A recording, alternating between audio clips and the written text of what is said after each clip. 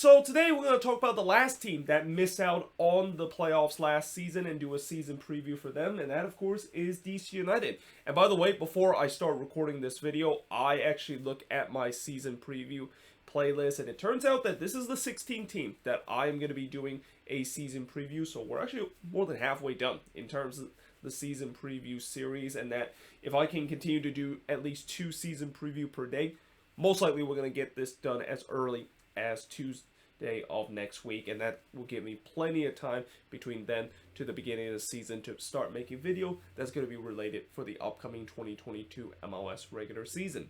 But going back to this with DC United, well, last season they came oh so close of making the playoffs. In fact, if you just look at decision day itself and who deserved to make it to the playoffs that didn't end up making the playoffs, it's got to be DC United. I mean, they did everything right. They won their game against Toronto FC. They got help from Orlando after Orlando beating Montreal, but they just did not get help from Nashville of them at least getting a win against the Red Bulls, and that's kind of the only step that they were missing in order to make it to the playoffs. But overall, they did still finish with a relatively good season. 14, 5, and 15 with 47 points. They scored 56 goals last season, which was among the highest in the Eastern Conference, but they also gave up 54 goals, which was also among the highest in the Eastern Conference. I mean, that's the Hernan Losada experience for you there.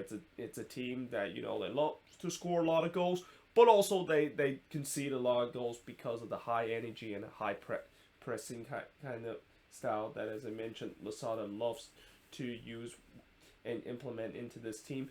But overall, they still did finish with a positive goal differential of +2, and they finished 8th in the Eastern Conference. Now, last 5 seasons, before Losada really put this DC team to be the most exciting team in the league and finish in 8th place, they were one of the most boring team, if not the most boring team to watch the previous season. I mean, it's quite incredible how this DC team went from the most boring team to watch under Ben Olsen to being one of the most entertaining team to watch under Losada. But unfortunately, just like they were playing that boring style of soccer, it didn't really resort them to making the playoffs in 2021.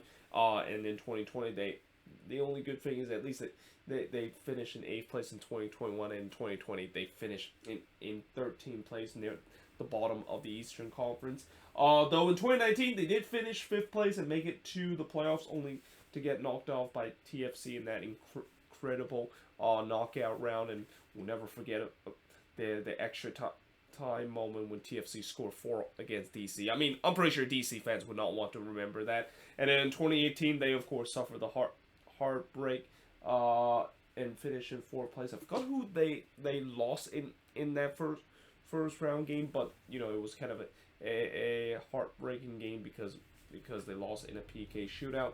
And then in 2017, they were being basement dweller once again in the Eastern Conference. In fact, they actually finished in the basement of the East in dead last in 11th place.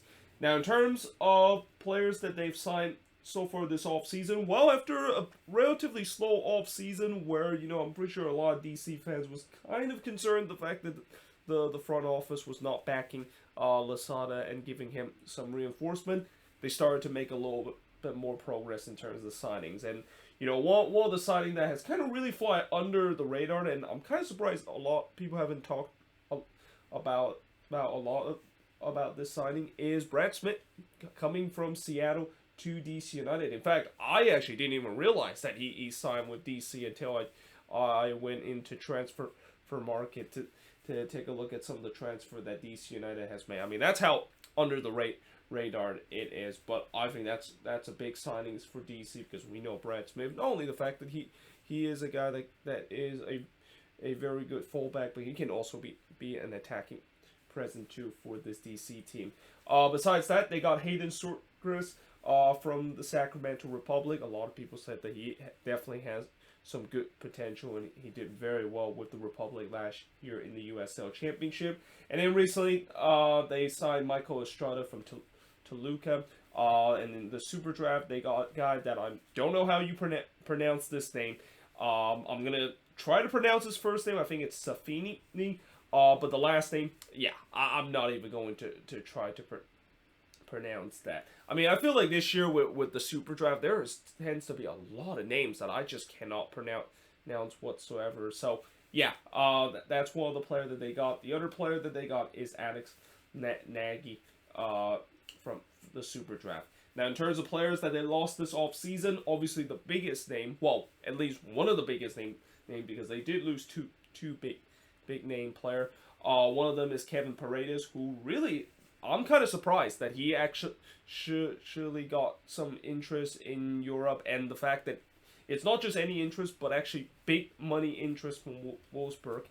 I mean, I don't think that anyone saw that one coming. So when that deal actually was announced, it kind of surprised a lot of people, and maybe even caught DC fans off guard, and or even the front office too, because I remember talking about how that Wolfsburg basically offered like $7.5 million for Kevin Paredes, and unsurprisingly, DC just kind of took it. I mean, that's a lot of money for a guy that hasn't really regarded as a player that was going to be one of those young American that's going to make that jump to Europe for a big sum of money. But here it is for Kevin Paredes going to Wolfsburg this offseason. Paul Arriola, who was once considered an American that was going to go to Europe for a big sum of money. Well, instead, he is actually going to be staying with the league, and he's going to be going to FC Dallas. Now, this one is much more of a deal that has been heard around the league with the way that,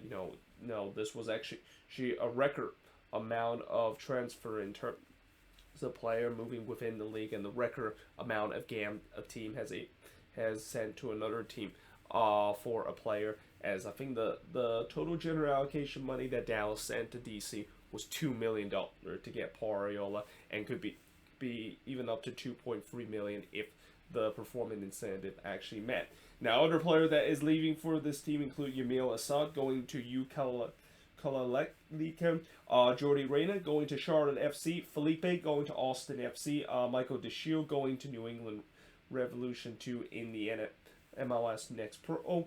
You got Joseph Mora, who was picked up in the expansion draft by Charlotte, Eric Soga going to IKE Gothenburg, Junior Moreno, who is now a free agent, and then you got two players that retired from last season in Frederick Brion and Chris Seitz. Now, in terms of optimism for this DC team, again, it was a relatively low off season in the first couple of weeks, and I'm pretty sure a lot of DC fans was kind of concerned about that. But if there's one person that also is very concerned about that, it's got to be Hernan Losada. I mean, Losada has always talked about how he's kind of frustrated with the way how the front office isn't really giving him the resource to run this high energy and high octane kind of style of play.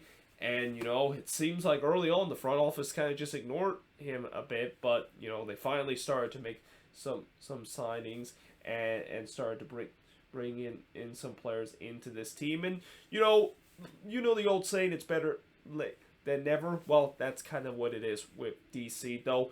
I've said before where, when you make some signing late into the offseason, I mean, it's good that you still make signing, but one of the reasons why making signing very late in the offseason is not always the greatest idea is because you're basically putting these guys in to preseason, and they don't really have a lot of week to get to know the team, or even have like a proper preseason before the regular season starts. So yeah, we're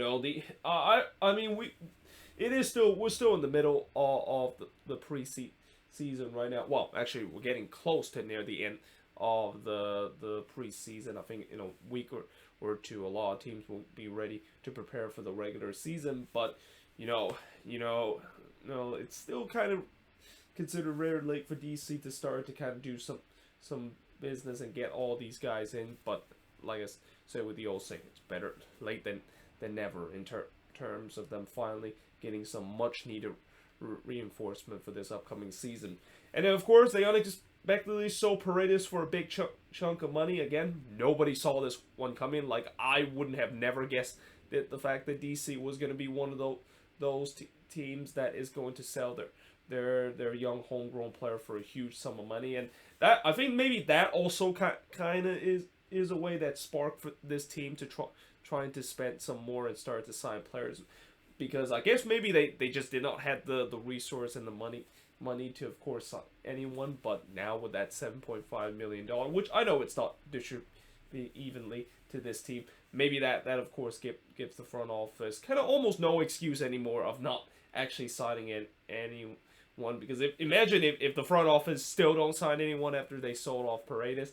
Oh boy, you betcha not only DC fans would be on their case, but her and Losada would definitely be on their case with the way that you just sold one of our best young player overseas for a big amount of money, and you don't even think about trying to reinvest in that. So yeah, concern for this DC team. So despite the fact that they of course did finally start to make some signing, I still think the depth is lacking on some part of the squad, and that I still don't think that when you look at the squad, it still doesn't look good enough to fully run the Losada system and expect to work very, very well. I mean, they do have some upgrade in terms of some of the system where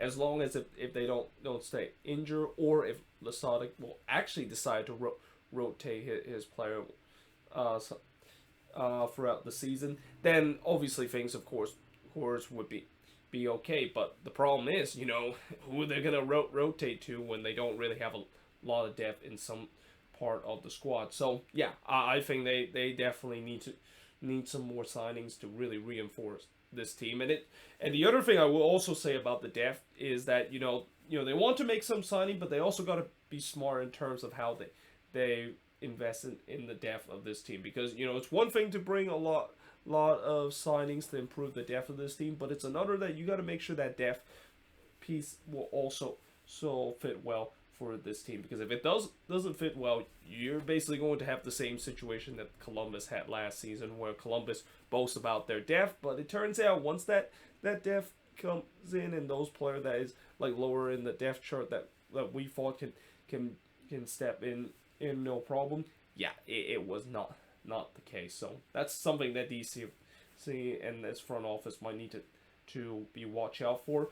The other concern about this DC team is Edison Flores. So yeah, I mean, this season I think the DC front office definitely made a big decision in terms of whether or not they should keep Edison Flores or cut ties with him. Seems like they made the decision to keep him, and time of course will tell whether or not if that is a good decision or not. Because for Edison Flores, it's gonna be he's gonna be a guy that needs to really step up this upcoming season if he's not going to consider her as one of the biggest flop in terms of the player that comes into the league as a designated player. And a lot of the thing that I will also say that needs to happen is that he also needs to stay healthy. I mean, these last couple of seasons he has been just so injury prone, one of the most injury prone player in the league. And if he does not stay healthy this season, I can see this could potentially be his last season with DC, and that I think DC would just cut their losses, because again, they just I know he of course has some potential, but it's all about whether or not if he can stay healthy. And at times when he is playing, he can of course display those potential. And then lastly for this DC team is Losada not backing off and press, or Losada not backing off on the press and high intensity play as one of the concern. I mean, I said this many times last year. I feel like Losada is being a little bit too naive in terms of his tactics at time, and I even at times compare him to Almeida too, where sometimes when teams have figured out what you're trying to do, you need to have a plan B. And more time than not, last season Losada didn't have that plan B, and just tends to go all out on the attack, even though his team is just getting absolutely destroyed game in and game out. So that's something that I think Losada needs to learn, but we'll see whether or not if he does learn that. And if he doesn't learn it, then that would be a big concern, because they're just going to look something similar to what the Quakes was a couple of years, and even last season when teams finally figure out the Almeida system and figure out the man marking system, the Quakes becoming kind of a yo team all of a sudden. Now, in terms of MVP for this team, and I forgot my pen here, the MVP for this team, it's I'm gonna say Julian Gressel. I mean, he is still probably the most talented player on this team, and he's gonna continue to be that playmaker for DC for this upcoming season. So yeah, Julian Gressel as the MVP. Comeback player. I mean, I've talked about it earlier. For Edison Flores, he needs to have a big season to maybe salvage his career with DC, and hopefully he is going to have this big season and finally able to repay what DC of course paid him to come to this league just a couple of years ago. Because again, otherwise, if that's not the case, I won't be surprised if DC finally decide to let him go this off season, or even as soon as the summer transfer window. Now, expectation for this DC United team. I mean, obviously the expectation is making the playoffs. I mean, they came so close to do so, and when I look at this team, I mean, I don't know. Like this team, they're going to once again need a lot of rights to go their way in terms of making the playoffs, because as I said, making the playoffs is now more challenging than ever before, especially with this season in the East. There tends to be a lot of good team in the East to fight off fight those playoff positions. So DC are going to be part of that conversation. They have to have a lot of things that goes right, and hopefully whatever Lasada used in terms of this high octane kind of attack, we're not burned out by the time the playoffs final stretch, or not the playoffs, but the final stretch of the season begin, and that that's when the time when it is really kind of judgment time for a lot of these teams of whether or not if they're going to make the playoffs or not. But either way, hope you guys enjoyed this video. If you do, make sure you guys leave a like, smash the subscribe button. Let me know in the comments below what do you think of this video, and if you're a DC fan, what's your optimism, your concern, and most importantly, your expectation for this upcoming season. But yeah, hope you guys enjoyed this video. If you do, make sure you guys leave a like, smash the subscribe button, and yeah, I of course will see you guys next time.